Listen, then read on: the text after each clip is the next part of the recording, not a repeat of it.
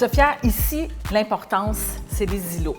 Je les trouve absolument magnifiques. Puis le fait qu'il y ait 2 îlots, imagine comment il y a de l'espace pour travailler. Puis ça, c'est important de toujours penser à comment on va faire nos petits gâteaux, nos biscuits avec les enfants. Il y a une grande famille ici. Puis je trouve que des fois, c'est juste une question d'y penser avant de commencer la planification de la cuisine. Oui. Des fois, les gens vont dire, je veux refaire ma cuisine. Oui. On est en 2024. Moi, j'ai demandé au propriétaire, si on voulait faire une cuisine comme ça aujourd'hui, combien vous pensez que ça pourrait bien coûter? Donc, on a regardé juste rapidement au niveau des prix pour faire une nouvelle cuisine.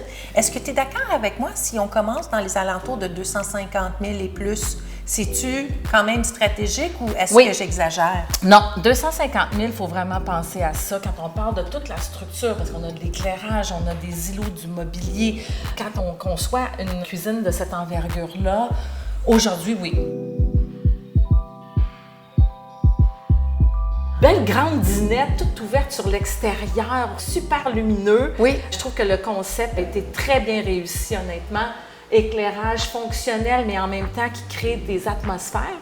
On a plusieurs sources, tu sais, oui. avec même de l'indirect, donc on peut changer, mettre ça plus chaleureux. Ça, c'est important d'y penser aussi.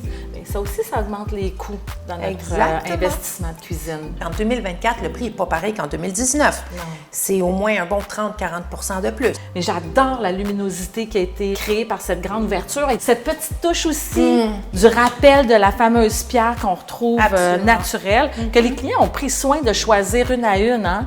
Le souci du détail, exact. C'est ça. Puis les gens pensent que c'est pas nécessairement toujours important, mais quand on se sent bien puis c'est harmonieux, c'est parce que quelqu'un a réfléchi à ça, justement. Oui. Puis c'est ça qui fait la beauté puis l'énergie d'une pièce. Exact.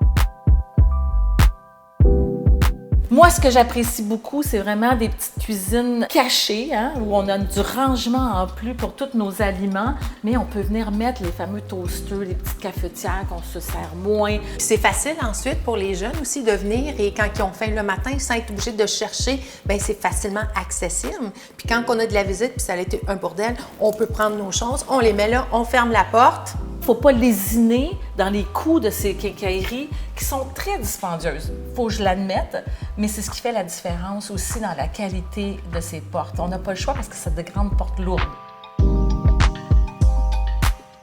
Moi, je resterai ici. Là, on se fait un sandwich?